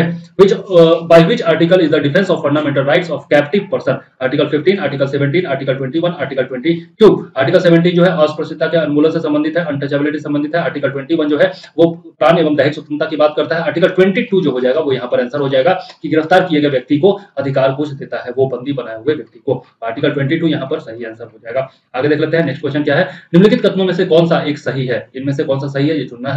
राइट आर स्टेट्स राइट्स यानी कि जो अधिकार हैं वो स्टेट्स क्लेम अगेंस्ट सिटीजन, मतलब अधिकार जो है वो नागरिकों के विरुद्ध राज्य के दावे हैं। तो राज्य को थोड़ी ना अधिकार दिया जाता है, अधिकार तो दिया जाता है किसको? नागरिकों को दिया जाता है। तो इसलिए अधिकार जो होगा वो राज्य के विरुद्ध नागरिकों का दावा हो सकता है। Rights are claims of citizen against the state, ये जो होगा वो सही हो जाएगा। Rights are those privileged enshrined in the constitution of the state, अधिकार वे विशेषाधिकार है जो किसी राज्य के संविधान में समाविष्ट है, ये गलत है। हर एक देश के संविधान में थोड़ी ना अधिकार दिया गया है। अधिकार अधिकांश लोगों के विरुद्ध कुछ नागरिकों के विशेष अधिकार है, मतलब एक नागरिक को दूसरे नागरिक के विरुद्ध विशेष अधिकार जो है वो नहीं दिया गया है। तो राइट्स जो है मौलिक अधिकार जो है वो नागरिकों को अधिकार दिया गया है स्टेट्स के विरुद्ध, ठीक है, ये हम लोग पहले भी पढ़ चुके हैं। राज्य कृत्यों के विरुद्ध जो है नागरिकों का अधिकार है मौलिक अधिकार। चलिए आगे देख लेते हैं। नेक्स्ट है निम्नलिखित में से कौन एक राज्य के नीति निर्देशक सिद्धांतों के उद्देश्य नहीं है? Which one of the following is not the objective of directive principle of state policy? पहला है establish a welfare state यानी कि कल्याणकारी राज्य की स्थापना। दूसरा है ensure social and economic justice, ठीक है। तो establishment of religious state ये तो हो ही नहीं सकता, establishment of a secular state, ठीक है। एक धर्म निरपेक्ष राज्य की स्थापना करना, एक धार्मिक राज्य की स्थापना करना। तो उद्देश्य कौन सा नहीं होगा? धार्मिक राज्य की स्थापना करना उद्देश्य हो सकता है क्या? कोई भी हमारा भारतीय संविधान कभी भी धार्मिक राज्य की स्थापना की बात करता है क्या? हमारा तो प्रस्तावना ही बोलता है कि धर्म निरपेक्ष है हम लोग। तो ये जो आंसर हो जाएगा इसमें धार्मिक राज्य की स्थापना करना डीपीएसपी का उद्देश्य नहीं है। चलिए आगे देख लेते हैं। नेक्स्ट क्वेश्चन क्या है? नेक्स्ट क्वेश्चन है निम्नलिखित में से कौन सा एक राज्य के निर्देशक तत्वों का उद्देश्य नहीं है? इसमें भी सेम टू सेम क्वेश्चन है। Establish a welfare state to ensure, same to same question बार बार रिपीट हुआ है, लेकिन ऑप्शन इसमें चेंज है। To promote international peace and security, अंतरराष्ट्रीय शांति एवं सुरक्षा की अभिवृद्धि करना। तो ये तो आपका डीपीएसपी में है ही। एक फिर से वही है, एक धार्मिक राज्य की स्थापना करना यहाँ पर उद्देश्य नहीं होगा, ठीक है। तो यहाँ पर आंसर क्या हो जाएगा? डी हो जाएगा। चलिए आगे देख लेते हैं। नेक्स्ट क्वेश्चन क्या है? संविधान का कौन सा भाग कल्याणकारी राज्य का आदर्श घोषित करता है? Which part of the constitution proclaims the ideal of a welfare state? तो आप लोगों ने पढ़ा होगा डीपीएसपी जब भी पढ़ते हैं तो उद्देश्य में सबसे पहला ही यही बताया जाता है कि कल्याणकारी राज्य की स्थापना करना डीपीएसपी का प्रमुख उद्देश्य है, ठीक है। तो यहाँ पर directive principle of state policy का प्रमुख उद्देश्य यही है, एक कल्याणकारी राज्य की स्थापना करना। तो यहाँ पर फंडामेंटल राइट नहीं होगा, फंडामेंटल ड्यूटीज नहीं होगा, प्रियम्बल नहीं होगा, क्या होगा? Directive principle of state policy हो जाएगा, ठीक है। लेकिन प्रस्तावना भी जो है एक कल्याणकारी राज्य की बात करता है, ठीक है। प्रस्तावना भी जो है कल्याणकारी राज्य की बात करता है। तो यदि दोनों ऑप्शन दिया हो, यदि सी एंड डी दिया हो तो आप जरूर सी एंड डी मारिएगा, ठीक है। तो यहाँ पर मैं ये स्पष्ट कर देता हूँ, ओके। चलिए तो यहाँ पर दिया भी हुआ है कि अगर सी एंड डी ऑप्शन में है तो आप सी एंड डी दोनों मारिए। अगर केवल आपका डी है राज्य के नीति निर्देशक तत्व तो आप नीति निर्देशक तत्व ही मारिए, directive principle of state policy मारिए। यहाँ पर सेम क्वेश्चन जो है मुझे लगता है रिपीट हो गया है। भारत के कल्याणकारी राज्य होने का विचार पाया जाता है। The idea of India being a welfare state is found in, तो प्रियम्बल भी दिया हुआ है और यहाँ पर directive principle of state policy भी दिया हुआ है। तो यहाँ पर आंसर क्या हो जाएगा? ए एंड सी हो जाएगा, ओके। चलिए आगे देख लेते हैं। नेक्स्ट क्वेश्चन क्या है? राज्य के नीति निर्देशक तत्वों में के सहज अध्ययन के लिए निम्नलिखित में से कौन से भागों में विभाजित किया जा सकता है? The directive principle of state policy can be divided into which of the following parts for easy study? Socialist, liberal, intellectual यानी कि समाजवादी, उदार बौद्धिकतावादी, गांधीयन यानी कि गांधीवादी और ऑल ऑफ द अबव। तो अब जानते हैं कि तीन भागों में बांट करके पढ़ा जाता है डीपीएसपी को, इसलिए सभी हो जाएगा, समाजवादी भी, उदार बौद्धिकतावादी भी और गांधीवादी, तीनों में बांट करके हम लोग डीपीएसपी को पढ़ते हैं, ठीक है। गांधीवादी में जैसे आपका आ जाएगा मद्य निषेध जो होगा वो गांधीवादी प्रिंसिपल के अंतर्गत आ जाएगा, या फिर जो आपका पंचायत की स्थापना है आर्टिकल 40 में वो भी आ जाएगा आपका गांधीवादी प्रिंसिपल के तहत। आगे देख लेते हैं। भारतीय संविधान में राज्य के नीति निर्देशक तत्वों को निम्न में से किस देश के संविधान से लिया गया है? तो ये तो हम लोग पहले भी पढ़ चुके हैं। Directive principle of state policy किससे लिया गया है? यहाँ पर ऑप्शन दिया है यूनाइटेड किंगडम, यूएसए, आयरलैंड और जापान। तो हम सब लोग जानते हैं कि आयरलैंड से लिया गया है डीपीएसपी को। तो यह तो आसान क्वेश्चन है, आप आसानी से बना सकते थे। आगे देख लेते हैं। यहाँ पर भी सेम टू सेम क्वेश्चन है, डीपीएसपी का सिद्धांत कहाँ से लिया गया है? तो यहाँ पर भी सेम टू सेम आयरलैंड हो जाएगा, ओके। तो इसको नहीं पढ़ता हूं मैं। आगे देख लेते हैं। नेक्स्ट क्वेश्चन क्या है? नेक्स्ट क्वेश्चन है समान कार्य के लिए समान वेतन भारत के संविधान में सुनिश्चित किया गया। Equal pay and equal work is enshrined in constitution of India. तो यह हम लोग पहले भी देख चुके हैं, directive principle of state policy में दिया गया है। आर्टिकल कौन सा है वो भी मैंने बताया था, एक बार कमेंट में जरूर लिखिएगा, ठीक है। मैं पहले इसी वीडियो में बता चुका हूं, लेकिन आप आर्टिकल जरूर लिखिएगा कमेंट में, ठीक है। दोबारा आपका रिवीजन हो जाए इसके लिए। फंडामेंटल राइट नहीं होगा, फंडामेंटल ड्यूटी नहीं होगा, इकोनॉमिक राइट नहीं होगा, क्या हो जाएगा? राज्य के नीति निर्देशक सिद्धांत में दिया हुआ है समान कार्य के लिए समान वेतन, ओके। चलिए आगे देख लेते हैं। नेक्स्ट क्वेश्चन क्या है? निम्नलिखित में से कौन एक मौलिक अधिकार नहीं है, ये पूछ रहा है। Which of the following is not a fundamental right, ठीक है, तो उत्पीड़न के खिलाफ अधिकार, राइट अगेंस्ट ऑपरेशन, ये तो है ही। Equal pay for equal work, ये नहीं होगा। अभी जस्ट हम लोगों ने पढ़ा कि equal pay for equal work जो है वो डीपीएसपी के अंतर्गत आता है, तो यहाँ पर समान कार्य के लिए समान वेतन नहीं होगा, ठीक है। इक्वालिटी बिफोर लॉ, ये तो है ही, समानता का अधिकार। आर्टिकल 14 के तहत right to freedom of practice यानी कि धर्म पालन की स्वतंत्रता का अधिकार, ये तो दिया ही हुआ है। तो यहाँ पर आंसर क्या हो जाएगा, समान कार्य के लिए समान वेतन, यहाँ पर आंसर हो जाएगा, यानी कि equal pay for equal work. आगे देख लेते हैं नेक्स्ट क्वेश्चन क्या है। नेक्स्ट है, निम्नलिखित में से कौन सा राज्य के नीतिगत तत्वों में निहित है, मतलब डीपीएसपी में कौन इंक्लूडेड है, ये पूछ रहा है। अपराधों के दोष सिद्धि के संबंध में संरक्षण, ये आपका फंडामेंटल राइट्स में है। तो आगे देख लेते हैं, प्राण और दैहिक स्वतंत्रता का संरक्षण, ये भी आपका फंडामेंटल राइट्स में है, आर्टिकल 21। अल्पसंख्यक वर्गों के हितों का संरक्षण, ये भी आपका नहीं है। पुरुषों और स्त्रियों को समान कार्य के लिए समान वेतन, ये हम लोग देख सकते हैं, उस समय से हम लोग देख रहे हैं लगातार कि डीपीएसपी में है, तो आपका डी हो जाएगा आंसर, ठीक है। आगे देख लेते हैं नेक्स्ट क्वेश्चन क्या है। निम्नलिखित अनुच्छेदों में से कौन सा एक राज्य सरकार को ग्राम पंचायतों को गठित करने का निर्देश देता है। Which one of the following paragraph directs the state government to organize gram panchayat. Gram panchayat से रिलेटेड कौन सा आर्टिकल है, हम लोग पिछले वीडियोज में भी पढ़ चुके हैं। आर्टिकल 40 रिलेटेड है आपका ग्राम पंचायतों के संबंध में। आर्टिकल 32 तो संवैधानिक उपचारों का अधिकार है, right to constitutional remedies. Article 48 और 51 डीपीएसपी के तहत आता है, लेकिन अलग अलग अधिकार है, ठीक है। तो आर्टिकल 40 जो हो जाएगा वो आपका ग्राम पंचायत से संबंधित है, इसलिए आंसर क्या हो जाएगा, आर्टिकल 40, ठीक है।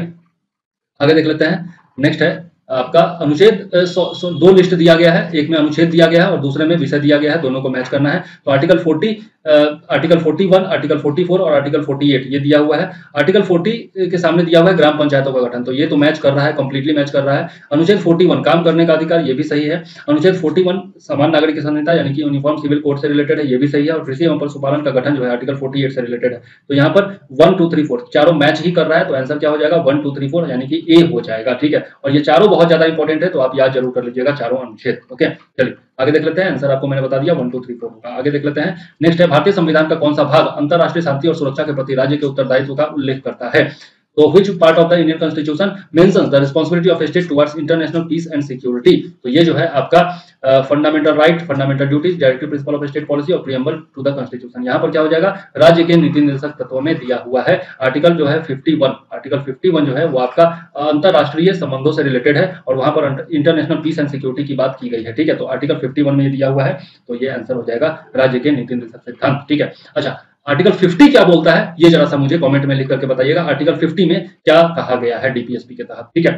भारतीय संविधान का कौन सा अनुच्छेद भारत के विदेश नीति से संबंधित है, यहाँ पर आ ही गया। तो आर्टिकल 51 मैंने बताया कि विदेश नीति से संबंधित, फॉरेन पॉलिसी से संबंधित आर्टिकल 51 है, इससे जस्ट पहले वाले क्वेश्चन में बताया मैंने, ओके। तो यहाँ पर आंसर क्या हो जाएगा, आर्टिकल 51 हो जाएगा। आगे देख लेते हैं निश्चित रूप से नेक्स्ट क्वेश्चन जो है हमारा, यहाँ पर क्वेश्चन है कि निम्नलिखित में से कौन सा संविधान के 42वें संविधान संशोधन के द्वारा नीति निर्देशक तत्वों में नहीं जोड़ा गया था। Which of the following was not added to directive principle of state policy by the 42nd amendment of the constitution.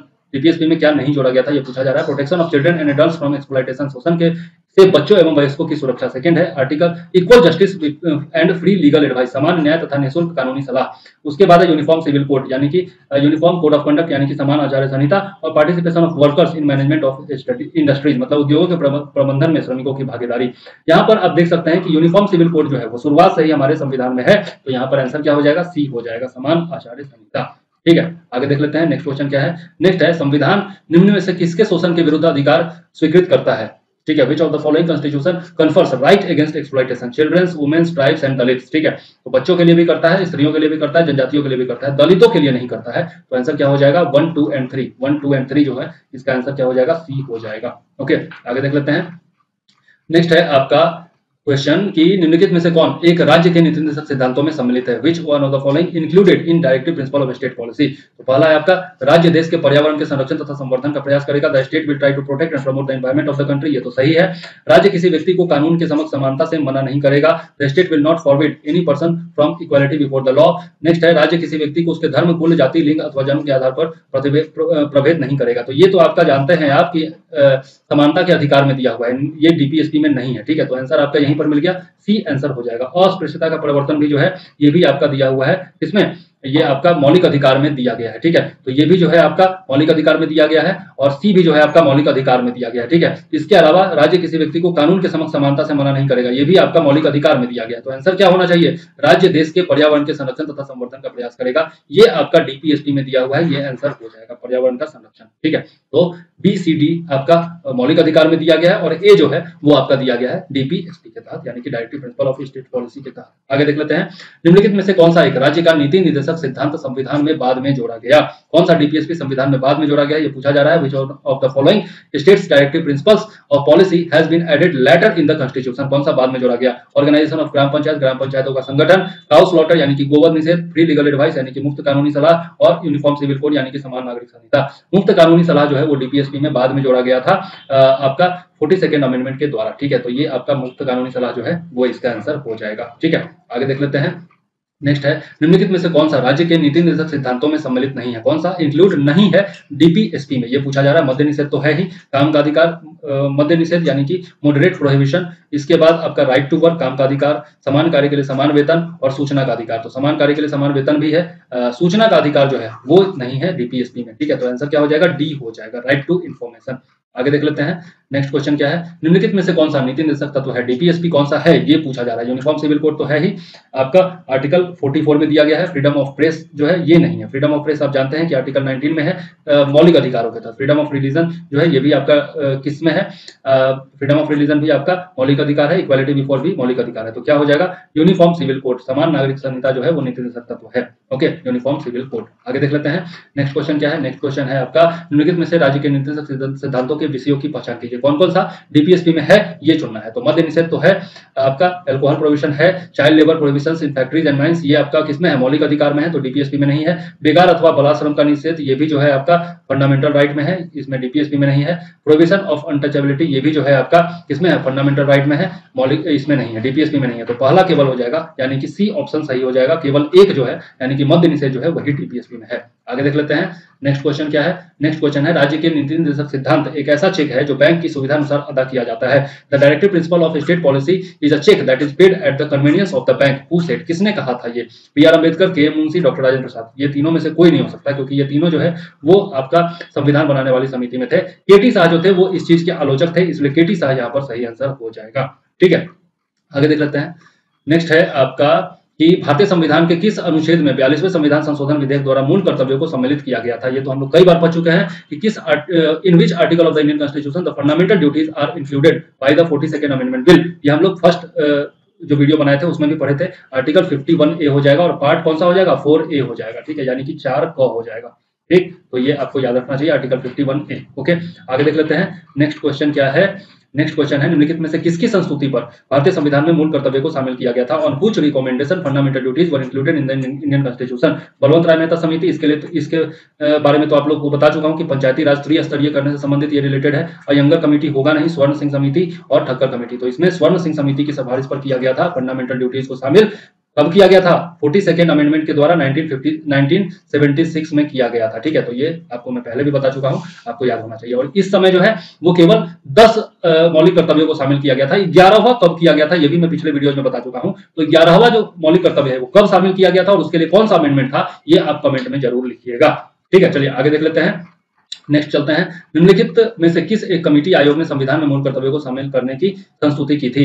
तो यह भी जो है सेम क्वेश्चन है, स्वर्ण सिंह समिति इसका आंसर हो जाएगा। Which one of the following committee या commission recommended to include the fundamental duties in the constitution, Swaran Singh समिति, ठीक है। आगे देख लेते हैं, नेक्स्ट क्वेश्चन क्या है, भारत के संविधान के किस भाग में मौलिक कर्तव्य का उल्लेख है। ये मैं अभी जस्ट बताया, भाग 4 क या फिर 4A, ओके। आगे देख लेते हैं, नेक्स्ट क्वेश्चन क्या है, नेक्स्ट क्वेश्चन है हमारा, किस संविधान संशोधन द्वारा भारतीय नागरिकों के लिए 10 मूल कर्तव्य संविधान में जोड़े गए। ये भी जस्ट बताया हूं, 42वां संविधान संशोधन 1976, okay. Which constitution amendment 10 basic duties of Indian citizens were added to the constitution। आगे देख लेते हैं, नेक्स्ट क्वेश्चन क्या है, भारत के नागरिकों के मूल कर्तव्यों का विवरण संविधान के किस भाग में दिया गया। सेम टू सेम क्वेश्चन, भाग 4 को आंसर हो जाएगा पार्ट 4A, ओके। आगे देख लेते हैं नेक्स्ट क्वेश्चन क्या है, निम्नलिखित में से भारतीय संविधान के अंतर्गत मौलिक कर्तव्यों में क्या सम्मिलित नहीं है, which of the following is not included, not पर ध्यान दीजिएगा, not included in the fundamental duties under the Indian constitution to protect the country and serve the nation, मतलब देश की रक्षा करना एवं राष्ट्र की सेवा करना, ये तो हमारा मौलिक कर्तव्य है ही। दूसरा, understanding and preserving the importance of glorious tradition of our social culture, हमारी सामाजिक संस्कृति की गौरवशाली परंपरा का महत्व समझना और उसका परिरक्षण करना, ये भी हमारे मौलिक कर्तव्य है। ग्राम पंचायतों के गठन में सहायता करना और उसके बाद है protecting public property and abstaining from violence, मतलब सार्वजनिक संपत्ति को सुरक्षित रखना और हिंसा से दूर रखना, ठीक है। तो ग्राम पंचायत के गठन में सहायता करना जो है ये मौलिक कर्तव्य नहीं है, ये आपका डीपीएसपी में आता है, ठीक है, वो भी गठन में सहायता करना नहीं आता है, ठीक है। तो आपका सी जो है वो सही हो जाएगा, ठीक है। आगे देख लेते हैं, भारत के प्रत्येक नागरिक का कर्तव्य होगा प्राकृतिक पर्यावरण में सुधार, प्राकृतिक पर्यावरण में सुधार, ये किस में शामिल है, ठीक है। The duty of every citizen of India shall be the improvement of natural environment, ठीक है, मतलब कि प्राकृतिक पर्यावरण में सुधार करना हर एक नागरिक की ड्यूटी होगी। Article 21, article 48A, article 51A और आर्टिकल 56, तो ये हमारा मौलिक कर्तव्य है, तो किसमें आ जाएगा, आर्टिकल 51A में आ जाएगा, ठीक है। आंसर देख लेते हैं, सही है। आगे देख लेते हैं, क्वेश्चन क्या है, निम्नलिखित में से कौन सा गलत है, गलत पर ध्यान दीजिएगा, रॉन्ग पूछा जा रहा है, ठीक है, इनकरेक्ट पूछा जा रहा है। मौलिक कर्तव्य मौलिक अधिकारों का हिस्सा है, ये तो बिल्कुल ही गलत है, ठीक है। उसके बाद मूल कर्तव्य मौलिक अधिकारों का भाग नहीं है, ये तो एकदम सही है। भारतीय संविधान के भाग 4 क में मौलिक कर्तव्य गिनाए गए हैं, ये भी सही है। अनुच्छेद 51A भारतीय नागरिक के मौलिक कर्तव्यों की व्याख्या करता है, ये भी सही है। तो आंसर क्या हो जाएगा, पहला हो जाएगा यहाँ पर, the fundamental duty is a part of fundamental rights, it's wrong, the fundamental duty is not a part of fundamental rights, absolutely right, fundamental duties are listed in part 4A of Indian Constitution, that's also right, and article 51 explains the fundamental duties of every citizen, that's also right, okay, so answer will be A, मूल कर्तव्य मौलिक अधिकारों का हिस्सा नहीं है। आगे देख लेते हैं, निम्नलिखित में से कौन सा एक मौलिक कर्तव्य नहीं है, ये पूछा जा रहा है, which of the following is not a fundamental duty, not शब्द पर ध्यान देना जरूरी है। ऑनरिंग द नेशनल एंथम, राष्ट्रगान का सम्मान करना, ये तो मौलिक कर्तव्य है ही। डिफेंडिंग नेशनल प्रॉपर्टी, राष्ट्रीय संपत्ति का बचाव करना, ये भी सही है कि हमारा फंडामेंटल ड्यूटी है। Protecting places and monuments of national importance, राष्ट्रीय महत्व के स्मारकों और स्थानों की रक्षा करना, ये आपको नहीं लगता कि डीपीएसपी में है, ये डीपीएसपी में है, मौलिक कर्तव्य नहीं है। प्राकृतिक पर्यावरण का संरक्षण और सुधार करना, ये तो हम लोग पहले भी पढ़ चुके कि मौलिक कर्तव्य है हमारा, तो आंसर क्या हो जाएगा, सी हो जाएगा, ठीक है, क्योंकि ये डीपीएसपी में आता है, मौलिक कर्तव्य में नहीं आता है। आगे देख लेते हैं, नेक्स्ट क्वेश्चन क्या है, नेक्स्ट है हमारा, भारतीय संविधान में कितने मौलिक कर्तव्य हैं, तो टोटल कितने हैं, 10 जोड़ा गया था और बाद में फिर 1 जोड़ा गया था, टोटल कितने हो जाते हैं, 11 हो जाते हैं। Total number of fundamental duties कितने हैं, 11 हैं, ठीक है। आगे देख लेते हैं, क्वेश्चन क्या है, क्वेश्चन है नीचे दिए गए 2 वक्तव्य हैं और असर्शन और रीजन दिया हुआ है और दोनों के बारे में बताना है। संघीय कार्यपालिका का मुखिया भारत का राष्ट्रपति होता है, the president of India is the head of federal executive, एकदम सही है। हम लोग जानते हैं कि कोई भी काम जो एग्जीक्यूटिव करती है वो किसके नाम से करती है, राष्ट्रपति के नाम से ही करती है, तो मुखिया कौन होगा, राष्ट्रपति होगा।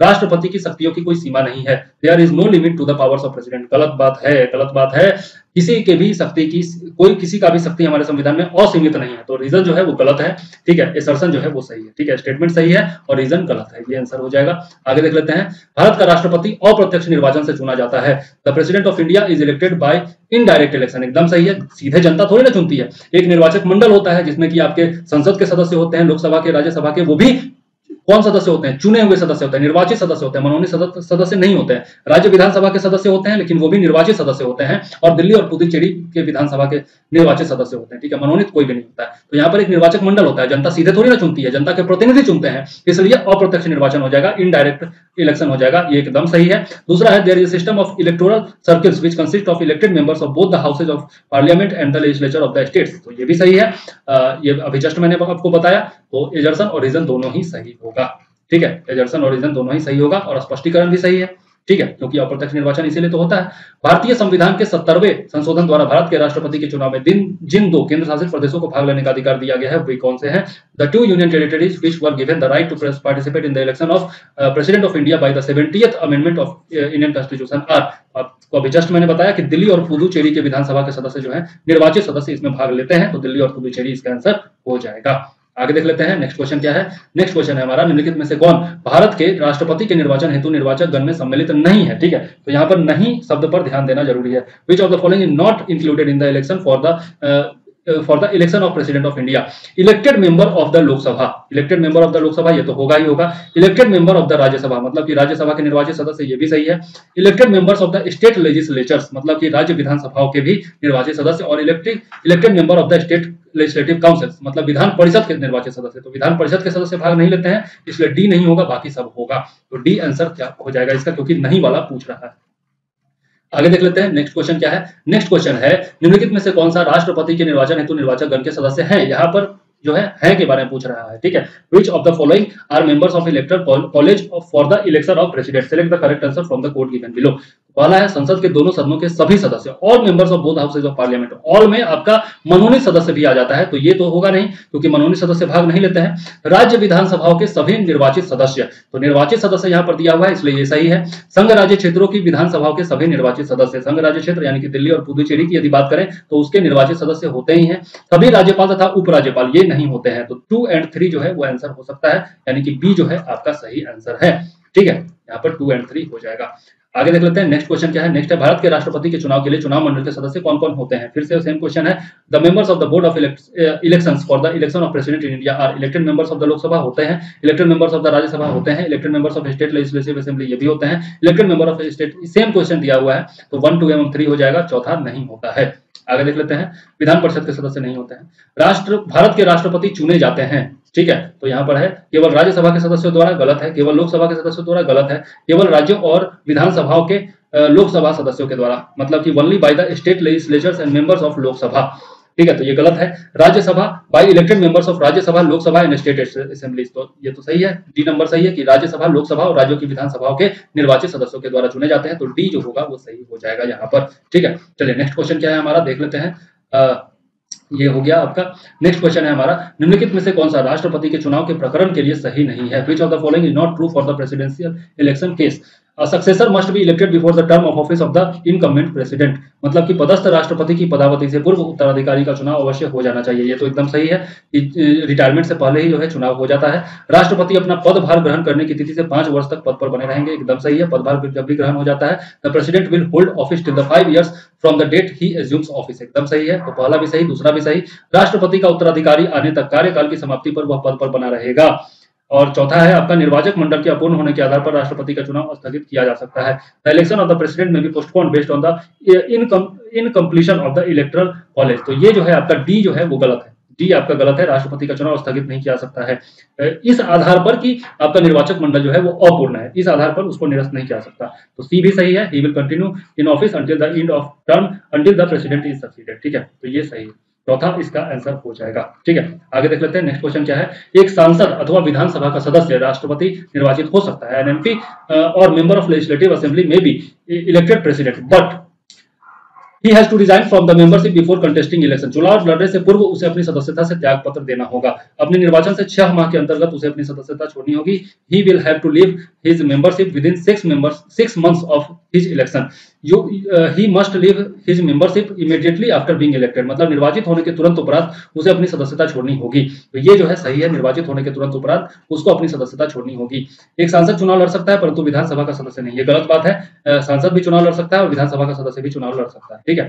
तो आपका सी ऑप्शन जो है यहाँ पर सही हो जाएगा, ओके। तो ये है आपका क्वेश्चन। नेक्स्ट देख लेते हैं। भारत के राष्ट्रपति को महाभियोग से हटाने की प्रक्रिया निम्नलिखित में से किस अनुच्छेद में वर्णित है। The procedure to remove impeachment of the president of India is described in which of the following articles, किस अनुच्छेद में दिया गया है। Article 53, 61, 74 and article 13। आपको उस दिन भी मैंने बताया था article 61 is the right answer, इसमें इम्पीचमेंट दिया है, इम्पीचमेंट का प्रोसेस दिया हुआ है, ठीक है। नेक्स्ट देख लेते हैं। भारत के राष्ट्रपति को कार्य अवधि से की समाप्ति से पूर्व भी पद से हटाया जा सकता है। The president of India can be removed from the office even before the end of his term, किस विधि के द्वारा। रूलिंग पार्टी के द्वारा, गलत है। सत्ताधारी राजनीतिक दल के द्वारा नहीं हटाया सकता। प्राइम मिनिस्टर ये भी नहीं हटा सकते। इम्पीचमेंट महाभियोग के द्वारा, ये सही है। आर्टिकल 61 के तहत महाभियोग के द्वारा यानी कि इम्पीचमेंट के द्वारा उनको हटाया जा सकता है। ट्रायल इन कोर्ट, ट्रायल भी नहीं चलेगा, ठीक है। तो यहाँ पर क्या हो जाएगा, इम्पीचमेंट के द्वारा इनको हटाया जा सकता है, ठीक है। तो आज के लिए बस इतना ही रहने देते हैं। इस वीडियो में हम लोगों ने लगभग 100 क्वेश्चन यहाँ पर भी पढ़े हैं। रैपिड फायर राउंड होता है, इसलिए हो सकता है बोलने में थोड़ा बहुत गलत हो जाए। तो पिछला वीडियो जो था, फर्स्ट वीडियो जो था, उसमें 2-3 गलतियां हुई मुझसे, वो मैं आपको बता दूं। जो आपका लोकसभा का सीट है यूपी में, लोकसभा की टोटल सीट जो है वो 80 है, मैंने 78 बता दिया था, क्योंकि वर्तमान में आप लोकसभा का अगर वेबसाइट देखिएगा तो वहां पर 78 टोटल आपके एमएलए हैं, ठीक है। तो अभी 2 एमएलए नहीं है, इसलिए मैंने 78 बोल दिया था, लेकिन टोटल सीट जो होगा वो 80 होगा। आप लोग सही थे।